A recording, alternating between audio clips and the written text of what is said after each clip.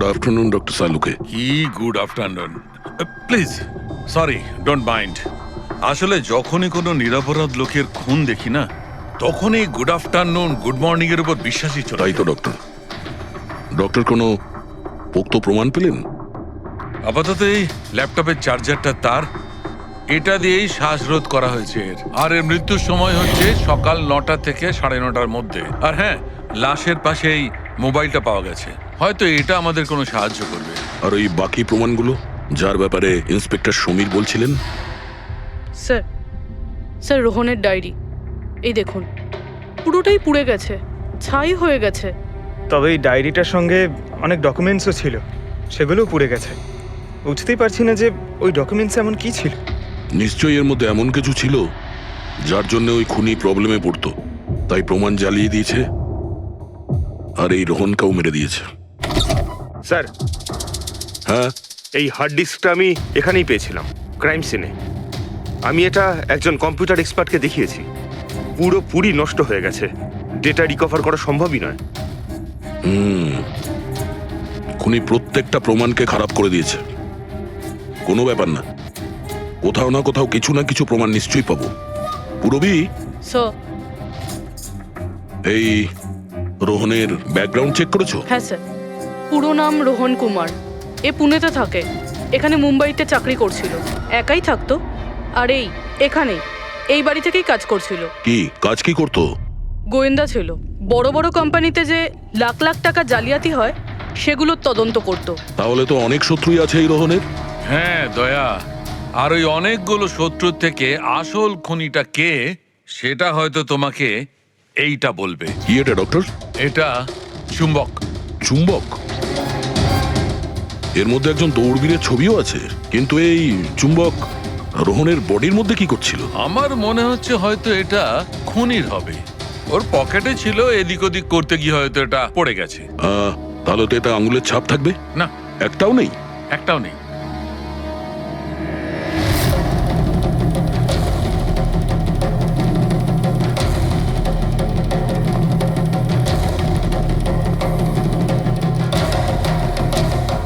খুনি মনে হয় এখান থেকে এসছে।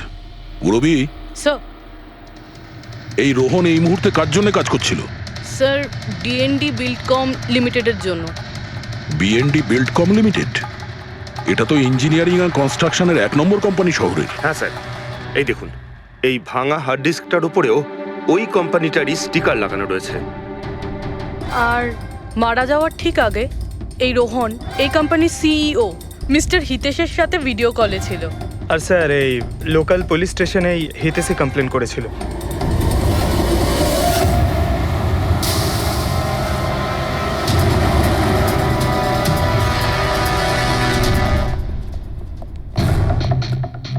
এটা কি এত বড় অফিসে শুধুমাত্র একজনই লোক ছিল নাকি? মনে হচ্ছে স্যার ইন্ডিয়ার ম্যাচ দেখার জন্য সবাই বাড়ি চলে গেছে। আচ্ছা, আজকে ইন্ডিয়ার ম্যাচ আছে? স্কোরটা কি হলো? কোহলি সেঞ্চুরি করতে যাচ্ছে। কি বলছেন স্যার? আপনি কি করে জানলেন? বাইরে ওয়াচম্যান কমেন্ট্রি শুনছিল। ইনভেস্টিগেশন করতে এসেছি, চোখ কান খোলা রাখতে হবে। স্যার, হিতেশের cabin. Mister Hitesh, hi, CID. Please বসুন। আমি আপনাদেরই অপেক্ষায় ছিলাম। শুরু থেকে বলুন সবকিছু। 6 মাস আগে আমি রোহনকে কাজে রাখি। গত 5 বছর ধরে আমাদের কোম্পানিতে যে লোকসান হচ্ছে তা আগে কখনো হয়নি। কি ধরনের ক্ষতি? লোকসানের লিস্ট তো বলে শেষ করা যাবে না। যে টেন্ডারগুলো আমাদের কোম্পানির পাওয়া উচিত ছিল সেগুলো হাত থেকে বেরিয়ে যাচ্ছিল। এই দেখুন, 1100 কোটির রিফাইন্ডিং কন্ট্রাক্ট, 37 কোটির রেলওয়ে কন্ট্রাক্ট আর 800 কোটির পাওয়ার ট্রান্সমিশন কন্ট্রাক্ট। এটাও তো হতে পারে যে যে সমস্ত কোম্পানি এই কন্ট্রাক্টটা পেয়েছে ওরা আপনার থেকে কম কোট দিয়েছে। সেটাই তো আমি বলতে চাইছি স্যার। যদি অন্য অন্য কোম্পানি এই টেন্ডার পেত তাহলে ব্যাপারটা অন্য ছিল, কিন্তু এই সমস্ত কন্ট্রাক্ট একটা মাত্র কোম্পানিই পেয়েছে। আর সবচেয়ে বড় কথা হলো তাদের অ্যামাউন্ট আমাদের দেওয়া অ্যামাউন্টের থেকে মাত্র 1000 টাকা কম। শুধুমাত্র 1000 টাকা কম? কোন কোম্পানি এটা? XPL infrastructure. XPL infrastructure? তাহলে আপনার মনে হচ্ছে যে আপনার কোম্পানিতে এমন কেউ বেইমান আছে যে স্যালারি আপনার থেকে নেয় কিন্তু কাজ এক্সপিএল এর জন্য করে? 100% কেউ না কেউ তো অবশ্যই আছে। আর রোহন ওই লোকটার খুব কাছাকাছি পৌঁছে গিয়েছিল। ওর লাস্ট ফোন কলে আমায় এটাও বলেছিল যে সেই বেইমান এস্টিমেটিং অ্যান্ড টেন্ডিং ডিপার্টমেন্টের লোক। আচ্ছা, এই ক্রাইম সিন থেকে আমরা এই ড্যামেজড হার্ড ডিস্কটা পেয়েছি। কি আছে এর ভেতরে?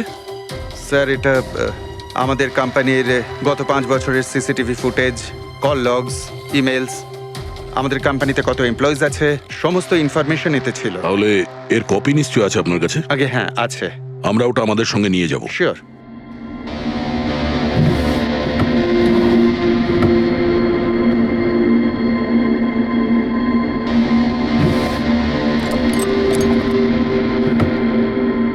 হয়তো হার্ড ডিস্কটা চুরি হয়ে গেছে। আমি এখানেই রেখেছিলাম হার্ড ডিস্কটা। কি? আপনার কেবিনের ভেতর থেকে কোনো জিনিস কি করে চুরি হয়? হয়তো আমার অনুপস্থিতিতে কেউ এসেছিল আর এখান থেকে। কিন্তু আপনার অফিসে সিসিটিভি ক্যামেরা লাগানো নেই কেন? কখনো দরকারই পড়েনি স্যার। প্রয়োজন বলে আসে না, এখন পড়লো তো প্রয়োজন। Sorry sir. আর হ্যাঁ, মিস্টার হিতেশ, আপনার কোম্পানিতে যত এস্টিমেটিং আর টেন্ডারিং ডিপার্টমেন্ট আছে, যত লোক আছে, আমরা তাদের সঙ্গে কথা বলবো। স্যার, আজকে ওই ডিপার্টমেন্টের কোনো এমপ্লয়ি কাজে আসেনি। কেন? সবাইকে ছুটিতে গেছে? আসলে ওরা প্রত্যেকেই ম্যারাথন রেসে পার্টিসিপেট করতে গেছে, যেটা সকাল 7টা থেকে 11টার মধ্যে হবে। কি? সবাই ওই ম্যারাথন রেসে দৌড়তে গেছে? হঠাৎ করে সবাই এরকম রানার হওয়ার স্বপ্ন দেখছে কেন? আসলে আমাদের কোম্পানি এই ম্যারাথন রেসটা স্পন্সর করছে, তাই আমাদের এমপ্লয়ীদের এটা বাধ্যতামূলক ছিল ওখানে পার্টিসিপেট করা। শুধু তারাই পারবে না যাদের হাঁটুতে বা অন্য কোনো সমস্যা আছে। তো আপনারও সমস্যা আছে হাঁটুতে? হ্যাঁ। আচ্ছা আচ্ছা, এই ডিপার্টমেন্টে কতজন কাজ করে? 10 জন। আর এই 10 জনই ম্যারাথন রেসে গেছে? হ্যাঁ স্যার, যদি কেউ না যেত আমি অবশ্যই জানতে পারতাম স্যার। স্যার, হুম, যদি পুরো ডিপার্টমেন্টের সবাই ম্যারাথনে দৌড়চ্ছিল যখন রোহনের খুন হয়েছিল, তাহলে খুনটা করলো কে? হতে পারে ওই কন্ট্রাক্ট কিলার। এক মিনিট, মিস্টার হিতেশ, আপনার কাছে এই ম্যারাথন রেসের কোনো ব্রোশিয়া, কোনো লেটার আছে? ইয়েস স্যার, আমি আনছি। কি হলো স্যার? চুম্বকে ওই দৌড়ানোর লোকটা, ম্যারাথন রেস, এক্ষুনি জানতে পারবো। এই নিন sir. Thank you. You are welcome sir. দেখেছো, এটাই হলো ওই চুম্বকের রহস্য। যেটা ক্রাইম সিনে পাওয়া গেছে সেটা ম্যারাথন রেসে। মানে স্যার, ও ম্যারাথন রেসে দৌড়চ্ছিল, রোহনকে খুন করার জন্য ও রেস ছেড়ে দিয়ে ওর বাড়ি চলে যায়? মনে তো হচ্ছে এইরকমই। স্যার, এই বিপ ম্যাগনেট জার্সির ওপর লাগানো হয়। সঞ্জু স্যারকে একটু বুঝিয়ে দাও। দেখুন স্যার, এই ম্যাগনেটটাকে এখানে এইভাবে লাগিয়ে দিতে হবে। সেম এরকমই আরেকটা নেওয়ার পরে জার্সির ভেতর থেকে আমরা নিয়ে নেব, আর এটাকে আমরা এইভাবে লাগিয়ে দেবো। সেম আরেকটা এইভাবে নিয়ে এটাকে নিয়ে আমরা এইভাবে লাগিয়ে দেবো, আর এটা এইভাবে লক হয়ে যায়। আগে আমরা সেফটি পিন ইউজ করতাম, কিন্তু 2-1 বার রানার্সের চোট লেগেছিল, তাই আমরা এই ম্যাগনেট টেকনিকটার ব্যবহার করছি। এই ম্যাগনেট আর রেসিং হুইপ আপনি সব প্রতিযোগীকেই দিয়েছিলেন? ইয়েস স্যার, সবাইকে জানিয়ে দেওয়া হয়েছিল, বলাও হয়েছিল রেস শেষ হয়ে যাওয়ার পরে সব ম্যাগনেটগুলোকে ফেরত দিয়ে দিতে। তাহলে কারা কারা এই ম্যাগনেট ফিরিয়ে দেয়নি? স্যার, অনেকেই দেয়নি, কেউ ফেলে দিয়েছিল, কেউ বা হারিয়ে ফেলেছিল, আর এক একজনের দায়িত্বও ছিল না যে জিনিসটাকে ফেরত দিতে হবে। একটা কথা তো শিওর, কেউ রেস মাঝপথে ছেড়ে দিয়েছিল, গিয়ে খুন করে আবার ফিরে এসেছে। কিন্তু স্যার, রেস তো অনেক লোকেই মাঝখানেই ছেড়ে দিয়েছিল, কিন্তু এটা কি করে জানা যাবে যে তাদের মধ্যে রোহনকে কে মেরেছে? ওই 10 জনের মধ্যেই কেউ হবে যারা ক্যান্টিন ডিপার্টমেন্ট আর এস্টিমেটিং ডিপার্টমেন্টে কাজ করছিল। কিন্তু স্যার, ওই 10 জনের মধ্যে রেস মাঝপথ থেকে ছেড়ে দিয়েছিল, এটা কিভাবে জানতে পারবো? জানা যেতে পারে স্যার। কি করে? স্যার, আমরা প্রত্যেকটা প্রতিযোগীর মাথায় গোপ্রো ক্যামেরা লাগিয়েছিলাম, আর সেটা থেকে জানা যেতে পারে কে মাঝপথে ছেড়ে দিয়েছিল। ওয়ান্ডারফুল।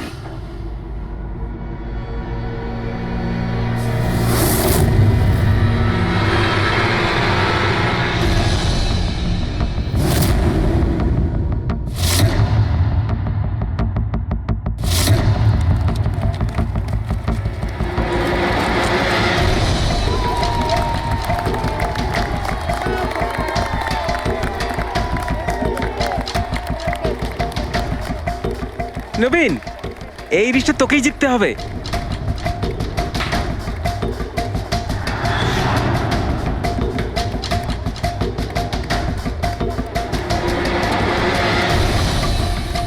রান।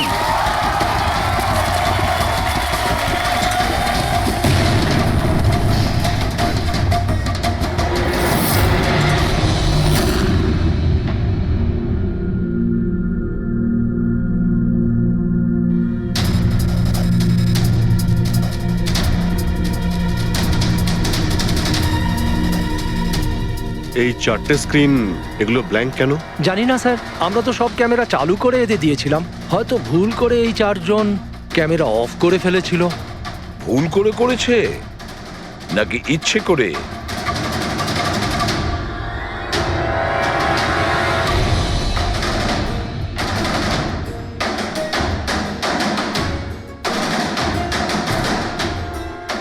এদের মোটিভটা কি বুঝে উঠতে পারছি না। এরা কি করতে চাইছিল? কি কুনাল, একটা ক্যামেরা ভাঙা, একটা ক্যামেরায় মাটি লেগে আছে, এই চারটে ক্যামেরা ব্ল্যাঙ্ক, সেটা কেন? জানি না স্যার। ওইসব জানি নাটা নিয়ে বললে হবে না। এই সব কটা ক্যামেরা 10-এ 10 আমার চাই। স্যার, এই তিনটে ক্যামেরা একদম ঠিক ছিল স্যার। এমপ্লয় 1, এমপ্লয় 2 আর এমপ্লয় 3। তার মানে এই তিনটে ক্যামেরায় কোনো টেকনিক্যাল প্রবলেম ছিল না। কেউ ইচ্ছে করে ক্যামেরাগুলো বন্ধ করেছিল বা ভুল করেও করে থাকতে পারে, কিন্তু বলা যায় না। কিন্তু স্যার, এই চারটে ক্যামেরারই ফুটেজ একদম ঠিকঠাক স্যার। এমপ্লয়ি 4, 5, 6, 7। তাহলে এবার যাই প্রবলেম ক্যামেরাতে। সবার আগে প্রবলেম ক্যামেরা ছিল এই নবীনের, যার লেন্স ক্র্যাক হয়ে গেছিল। হতে পারে দৌড়তে দৌড়তে পড়ে গেছিল।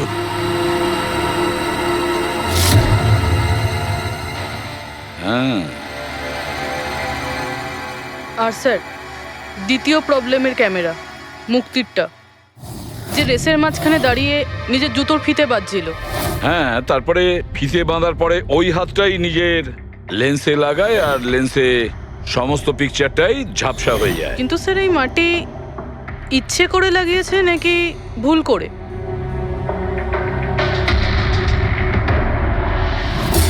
আরে 10টা লোকের তো 10টা গোপ্রো ক্যামেরা থাকা উচিত, এখানে তো দেখছি 9টা। গৌরবের ক্যামেরাটা কি হলো, সেটা কোথায়? স্যার, ওই ক্যামেরাটা হারিয়ে গেছে। গৌরব ওটা ফেরত দেয়নি। তাহলে স্যার এই গৌরবই খুনি, ওকে ধরে ফেলা উচিত। না পঙ্কজ, এইভাবে হয় না। হতে পারে গৌরব ক্যামেরাটা ফেরত দিতে ভুলে গেছে। আমাদের এটা ভাবতে হবে যে খুনি এই সময়টাই কেন বেছে নিল ম্যারাথন রেসের টাইমে খুন করার জন্য। ও তো চাইলে যে কোনো সময় খুন করতে পারতো, যে কোনো জায়গায় পারতো। হ্যাঁ, অ্যালিবাইয়ের জন্য স্যার, যাতে ধরা পড়লে খুনি বলতে পারে যে রোহনকে খুনের সময় ও তো ম্যারাথনে পার্টিসিপেট করেছিল। হ্যাঁ, সেই জন্য ও রেসেও পার্টিসিপেট করেছিল আর রেস কমপ্লিট করেছিল। তার মানে স্যার, রেসকে মাঝখান থেকে ছেড়ে ও চলে গেছিল, তারপরে গিয়ে খুন করলো, আর খুন করার পরে এসে রেস আবার শেষ করলো। এক্স্যাক্টলি। কিন্তু স্যার, এই ফুটেজ থেকে কিভাবে জানতে পারবো কে রেস ছেড়ে চলে গেছে, খুন করেছে, আবার রেস জয়েন করেছে? স্যার, এই ব্যাপারটা আপনি টাইমিং চিপ থেকে জানতে পারবেন। টাইমিং চিপটা আবার কি?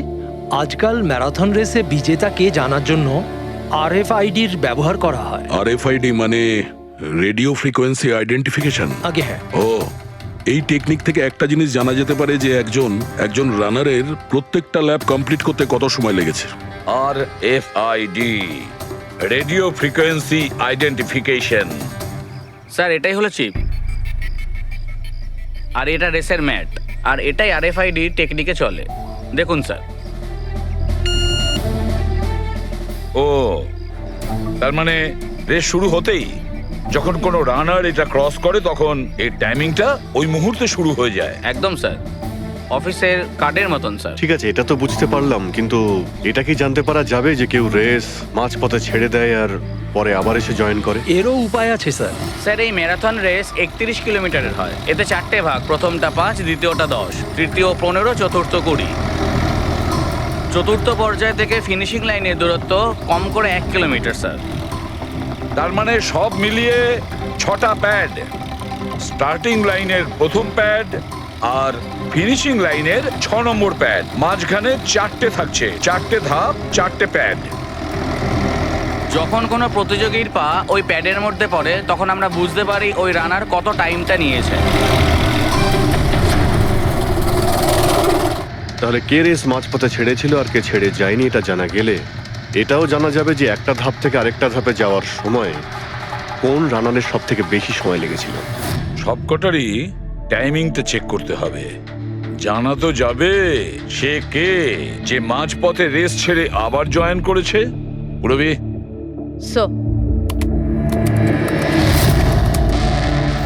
স্যার আমাদের প্রথম কচ্ছপ হলো এই নবীন। এ রেসের প্রত্যেকটা ল্যাপ 25 মিনিটে কমপ্লিট করেছে, কিন্তু শেষ ল্যাপের পরে ফিনিশিং লাইন পর্যন্ত পৌঁছানোর জন্য মানে 1 কিলোমিটার ক্রস করার জন্য ওর 50 মিনিট সময় লেগেছে। নবীন,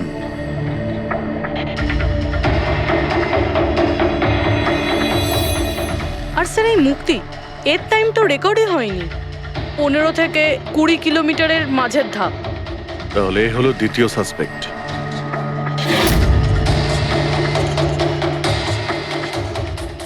মুক্তি। আর এবার এই গৌরব, এ তো 15 কিলোমিটারের ধাপই বের হতে পারেনি। তাহলে এই হলো আমাদের তৃতীয় সাসপেক্ট। স্যার বাকি সবার টাইমিং তো মোটামুটি ঠিকঠাকই আছে।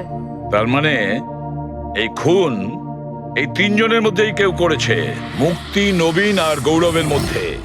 যদি নবীন খুন করে থাকে তাহলে সে রেস ছেড়েছে 20 কিলোমিটার আর ফিনিশিং লাইনের মাঝপথে।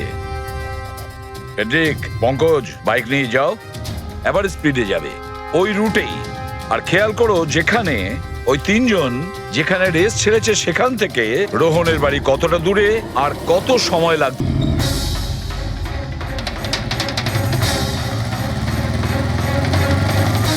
পনেরো কিলোমিটারের মার্ক থেকে আসছি স্যার, এটা 10 কিলোমিটার। হ্যাঁ, মুক্তি বোধহয় এখানেই কোথাও দাঁড়িয়েছিল, 10 আর 15 কিলোমিটারের মার্কের মাঝখানে। এই আমি স্টপ ওয়াচটা অন করলাম আর আমি চললাম রোহনের বাড়ি। থাম পঙ্কজ, এই রাস্তাটা দিয়ে। এই রাস্তা দিয়ে? হ্যাঁ, এই রাস্তাটা। চলুন। আরে আস্তে চালা না। হ্যাঁ।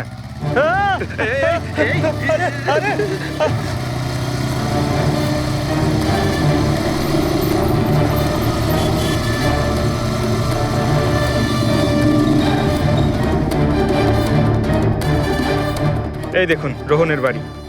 মুক্তি নিশ্চয়ই রোহনের ঘরে পিছনের জানলা দিয়ে ঢুকেছিল।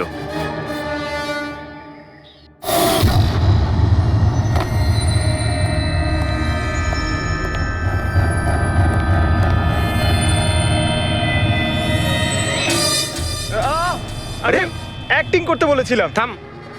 মুক্তি রোহনকে খুন করার পর হয়তো সমস্ত তথ্য প্রমাণ পুড়িয়ে আবার দৌড়ে ফিরে গিয়েছিল ম্যারাথন শেষ করতে। চল আমরা আবার যাব সেই ম্যারাথনের ওখানে 20 কিলোমিটারের মার্কটার কাছে।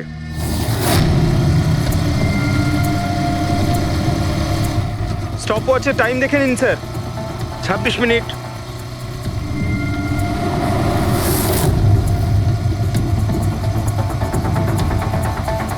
বাহ, আরে ব্যাস ব্যাস ব্যাস। এবার মুক্তি পৌঁছলো 20 কিলোমিটারের মার্কে পাক্কা 30 মিনিট পরে। আর তারপর এখান থেকেই হয়তো ও রেসটা শেষ করেছিল।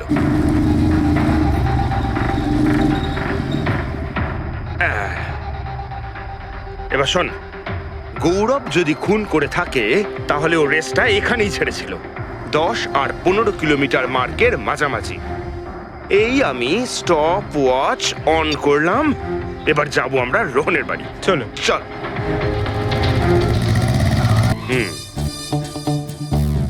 হ্যাঁ, একদম পুরো বিশ্বাস আছে আমার। Excuse me. এই ছাড় ছাড় ছাড় ছাড়, আরে আরে আরে মরে যাবো তো। চল।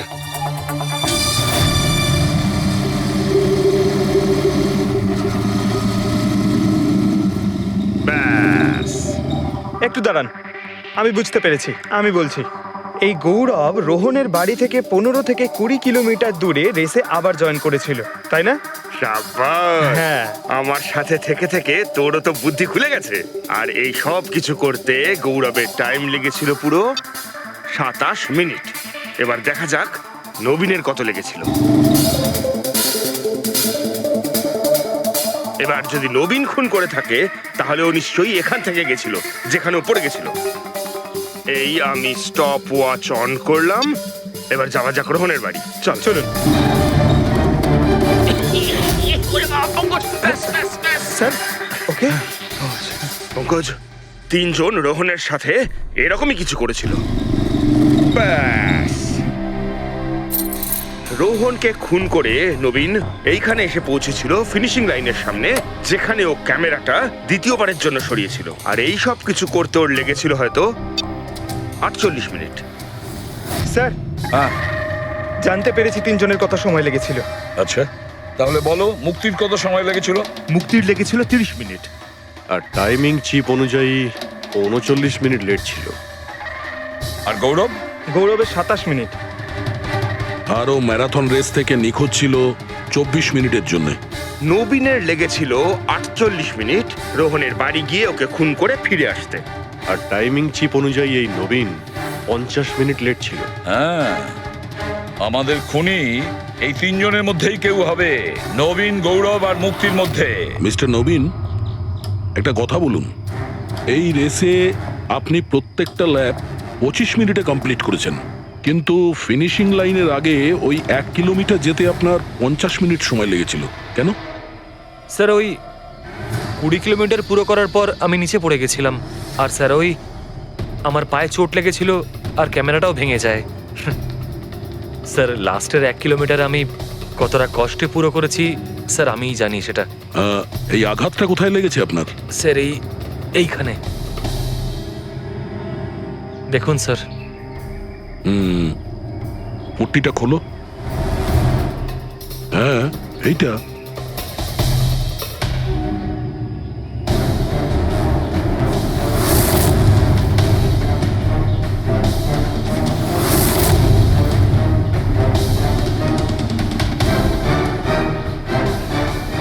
স্যার এবার আপনার বিশ্বাস হয়েছে যে আমি কোনো দোষ করিনি? নির্দোষ যদি হও এত ঘাবড়ে যাচ্ছ কেন?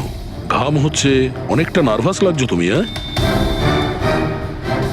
মাটি কেন লাগিয়েছিলে ক্যামেরাতে? জানি না, ভুল করে লেগে গিয়েছিল। ভুল করে? 15 থেকে 20 কিলোমিটার ধাপও ভুল করে ছেড়ে দিয়েছিলে নাকি? আমি তো কোনো ধাপই ছাড়িনি, সমস্ত ধাপই পুরো করেছি। কিন্তু টাইমিং চিপ তো অন্য গল্প বলছে। টাইমিং চিপ খারাপও তো হতে পারে। আপনি একজন মেশিনের উপর বিশ্বাস করবেন নাকি একজন জীবন্ত মানুষের উপর?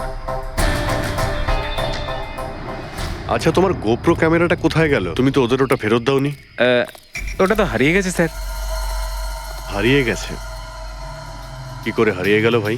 জানি না স্যার, ওই রেসের মাঝখানে হঠাৎ করে দেখলাম ক্যামেরাটা ছিলই না, জানি না কোথায় পড়ে গেছে। আচ্ছা, আর ওই 15 কিলোমিটারের ধাপটাও কি হারিয়ে গিয়েছিল? ওটাকে তো পার করনি তুমি। স্যার আমি পুরো রেস কমপ্লিট করেছি। মিথ্যে কথা বলবে না। রেসের মাঝে কোথায় গিয়েছিলে? কোথাও যায়নি স্যার, আমি তো পুরো রেস কমপ্লিট করেছি, কোথাও যায়নি স্যার। আচ্ছা, স্যার মনে হচ্ছে নবীনই, কারণ আমি যখন ওকে জিজ্ঞাসাবাদ করছিলাম তখন ওর মুখ একদম ফ্যাকাশে হয়ে গেছিল, হাত পা কাঁপছিল ওর। এই গৌরবও কম নয়। ও বললো জানি না কি করে ক্যামেরাটা হারিয়ে গেছে। আরে এত বড় একটা ক্যামেরা পড়ে গেলে সেটা কেউ জানতে পারবে না স্যার। বস, তোমার কথাটা ঠিকই, কিন্তু নবীনের একটু আঘাত লেগেছে না? হ্যাঁ স্যার, আঘাত তো ওর লেগেছে। স্যার আমার মনে হচ্ছে ও মিথ্যে কথা বলছে। স্যার আমার মনে হচ্ছে মুক্তি মিথ্যে বলছে। ও জেনে শুনেই ক্যামেরায় মাটি লাগিয়েছিল, কারণ নিশ্চয়ই এমন কিছু আছে যেটা ও আমাদের থেকে লুকোতে চাইছে। হ্যাঁ, এটাও হতে পারে, কারণ ক্যামেরায় যদি ভুল করে মাটি লেগে যেত তাহলে আরো সবার ক্যামেরাতে লাগতে পারতো ভুল করে। গোলমাল আছে, এই 3 জনের মধ্যে কোনো না কোনো গোলমাল তো নিশ্চয়ই আছে। খুনি এই 3 জনের মধ্যেই কেউ একজন। নবীন, আমাকে ওই জায়গাটা দেখাও যেখানে তুমি এক্স্যাক্টলি পড়েছিলে। কিভাবে পড়েছিলে? আসুন স্যার। কিন্তু স্যার আমার পায়ে খুব ব্যথা আছে, আপনি একটু সাহায্য করবেন আমাকে? নিশ্চয়ই নিশ্চয়ই, এসো।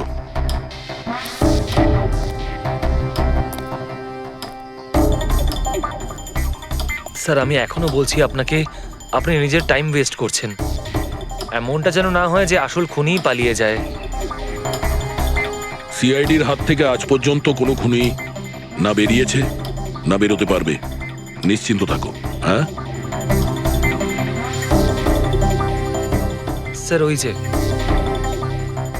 এখানে আটকেই আমি পড়ে যাই। এখানে?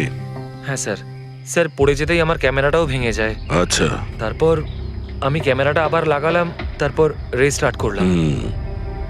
প্রচুর ব্যথা নিয়ে তুমি এই রেসটা ফিনিশ করেছো। হ্যাঁ স্যার, এখনো খুব ব্যথা।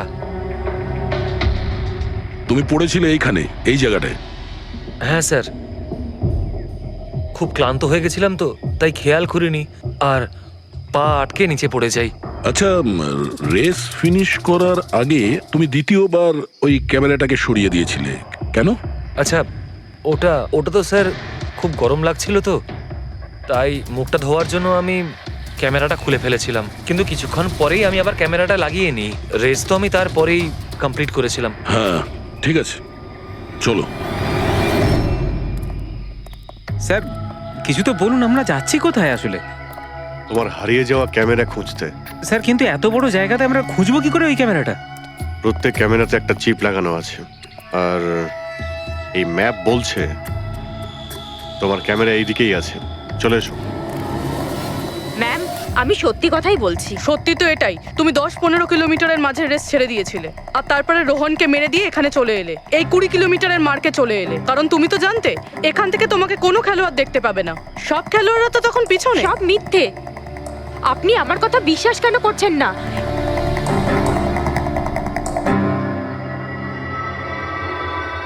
কি কি খুঁজছো? আমি কিছু তো না। কিছু আছে ওখানে?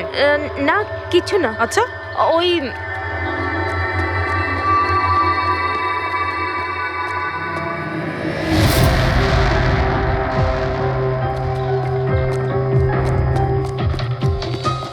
ও তো তুমি সাইকেলে করে গিয়েছিলে রোহনকে খুন করতে?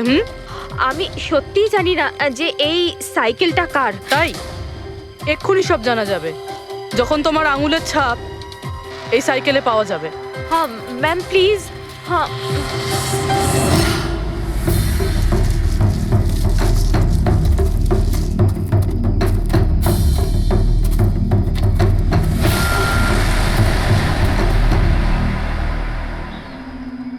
এই হলো ক্যামেরা। এটাকে পুরো ভেঙে ফেলেছো? হ্যাঁ, আমি ভাঙিনি স্যার। দুটো ক্যামেরা?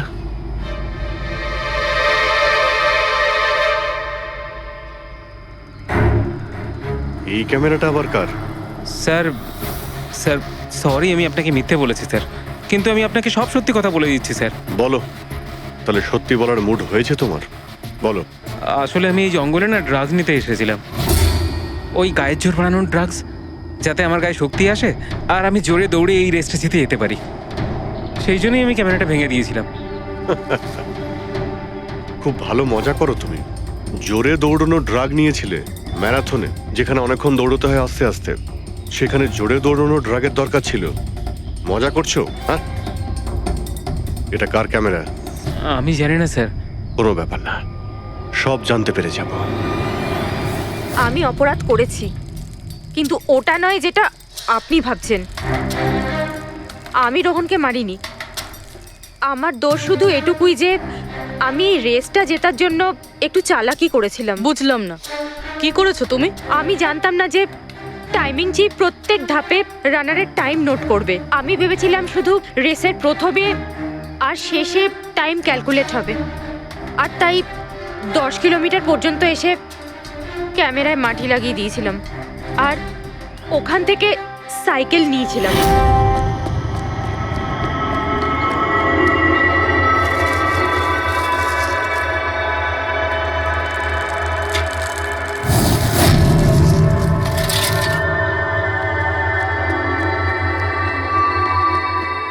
কিন্তু রেস শেষ হতেই সিআইডি ওখানে চলে এলো আর আমি ওখান থেকে সাইকেলটা সরানোর সুযোগই পাইনি। এত কিছু করেছো শুধু একটা রেস জেতার জন্য? আসলে অফিসে বেট ধরা হয়েছিল যে আমাদের ডিপার্টমেন্টে যে রেসটা জিতবে তাকে সবাই কন্ট্রিবিউট করে 5 লাখ টাকা দেবে।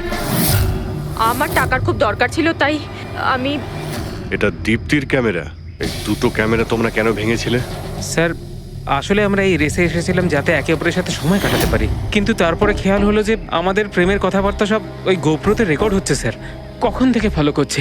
শোন না, তোকে খুব সুন্দর লাগছে। দাঁত ছাড়ো তো। কি হলো? গোপ্রোতে সব রেকর্ড হচ্ছে। ও গড, এখন কি করব? একটা কাজ করা যাক, চল আমার সঙ্গে। হ্যাঁ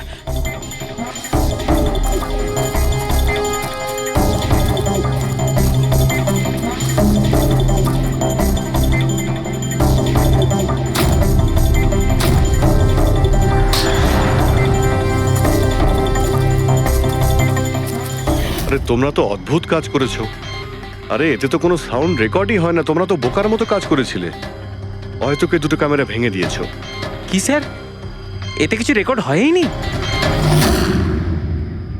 স্যার নবীন তো আমাকে ওই জায়গাটা দেখিয়েছে যেখানে ও পড়েছিল, কিন্তু কেন জানি না আমার মনে হচ্ছে যে ও মিথ্যে কথাই বলছে।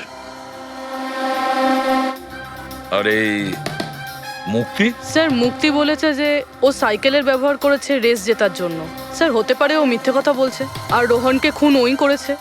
আর গৌরব আর দীপ্তি, ওদের লাভ স্টোরির কি হলো? কতটা সত্যি? হ্যাঁ, ওরা সত্যি কথাই বলছে। ফোন রেকর্ডে দেখাচ্ছে দীপ্তি আর গৌরব প্রতিদিন 3-4 ঘন্টা করে নিজেদের মধ্যে কথা বলতো। স্যার একটা কাজ করি, আমরা আবার ম্যারাথন রেসের ফিনিশিং ভিডিওটা দেখি।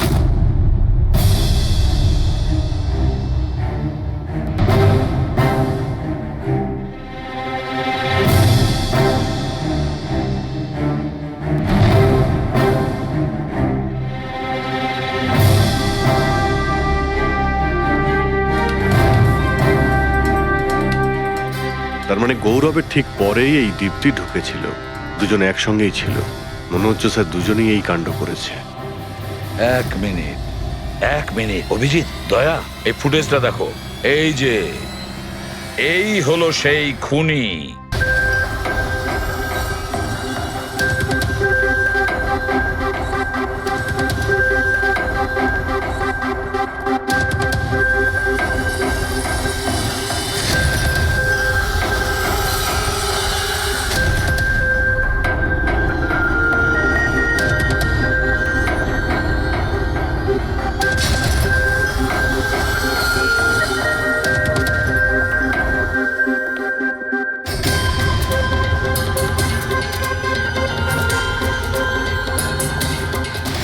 স্যার আমাদের এখানে কেন ডাকা হয়েছে? খুনির নাম বলবার জন্য। স্যার সত্যি খুনি ধরা পড়েছে?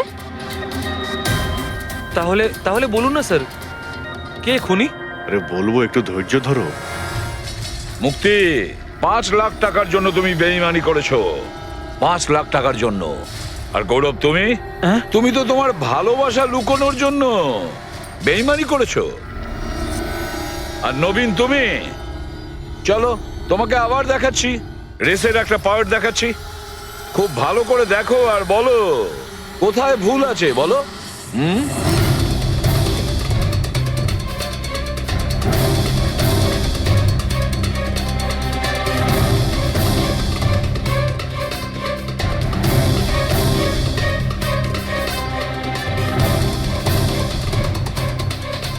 কিছুই তো নেই স্যার, সবই তো ঠিকই আছে। কোনো প্রবলেম নেই। তোমার মনে আছে তুমি বলেছিলে যে ক্যামেরাটা দ্বিতীয়বার যখন তুমি সরিয়েছিলে তারপরে তুমি মাথায় জল ঢেলেছিলে? ওটা তো স্যার খুব গরম লাগছিল, তো তাই মুখটা ধোয়ার জন্য আমি ক্যামেরাটা খুলে ফেলেছিলাম।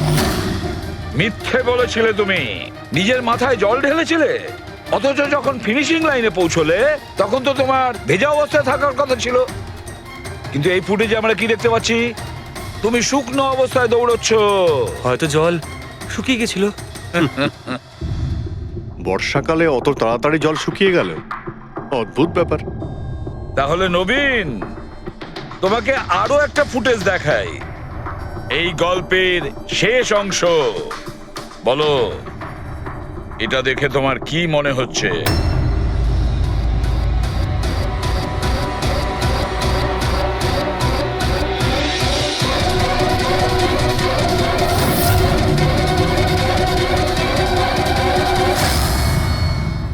কি নবীন, এই ফুটেজে তোমার মুখটা কেমন চেঞ্জ লাগছে না?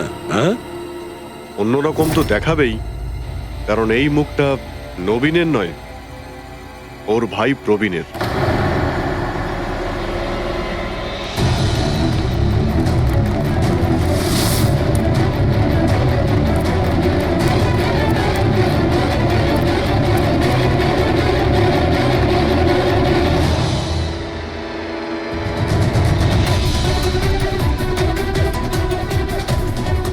খুব বড় প্ল্যান বানিয়েছিলে তুমি, দারুণ মাথা খাটিয়েছিলে তুমি। প্রথমে 3টে এমপ্লয়ির ক্যামেরা বন্ধ করে দিয়েছিলে,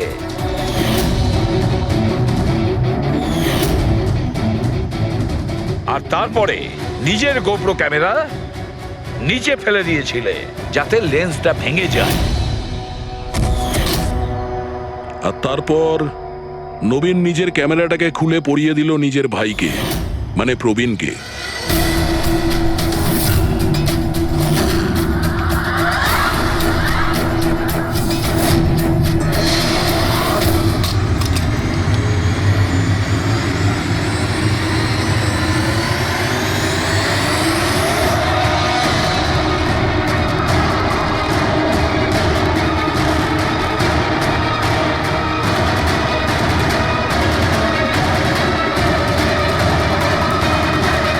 এই ক্যামেরা বদল করার সময় খুব একটা সময় ছিল না, তাই হতে পারে ওই টি শার্টে যখন কাগজটা লাগাচ্ছিল তখন সমস্ত ম্যাগনেটগুলো লাগায়নি, কিছু ম্যাগনেট নবীন নিজের পকেটে ভরে নিয়ে গেছিল।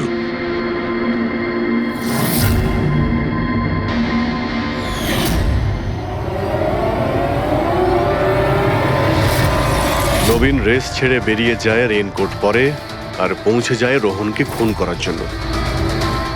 কিন্তু ও কি করে জানবে যে রোহনকে মারার সময় ম্যারাথন রেসের ওই ম্যাগনেটই ওকে ফাঁসিয়ে দেবে?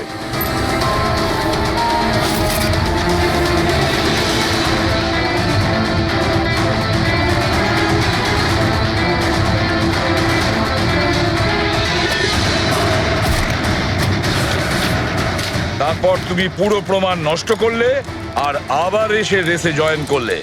ইচ্ছে করে নিজের পায়ে তুমি চোট লাগালে যাতে আমরা বিশ্বাস করি যে আঘাতটা সত্যি। আর তারপরে তুমি রেসটা ফিনিশ করো। তাহলে বলো। হ্যাঁ স্যার, আমি খুন করেছি রোহনকে। একদম একদম পারফেক্ট প্ল্যান ছিল, কিন্তু আমি কি করে জানবো যে আপনারা আমার থেকেও অনেক বুদ্ধিমান? প্রত্যেক অপরাধী এই ভুলটাই করে, কারণ তার মনে হয় যে সে আইনের চোখে ফাঁকি দিয়ে দেবে। এবারে বলো, ওকে কেন খুন করলে? তাড়াতাড়ি বলো। বিএনডি বিল্ড কোনে হওয়া প্রত্যেকটা গন্ডগোলের পেছনে আমিই ছিলাম। আমার জন্যই প্রত্যেকটা টেন্ডার কোম্পানির হাতছাড়া হলো। আর আমি যদি রোহনকে না মারতাম তাহলে ও আমার সমস্ত রহস্য খুলে দিত। তাই আমি... লজ্জা লাগার কথা তোমার, যে থালায় খেয়েছো ওই থালায় ফুটো করেছো। আর সেই পাপ লুকোনোর জন্য তুমি রোহনকে খুন করে দিয়েছো। আইন তোমাকে কঠোরতম শাস্তি দেবে। আশা করি ততদিনে ফাঁসির অর্ডার এসে যাবে। নিয়ে যাও এদের।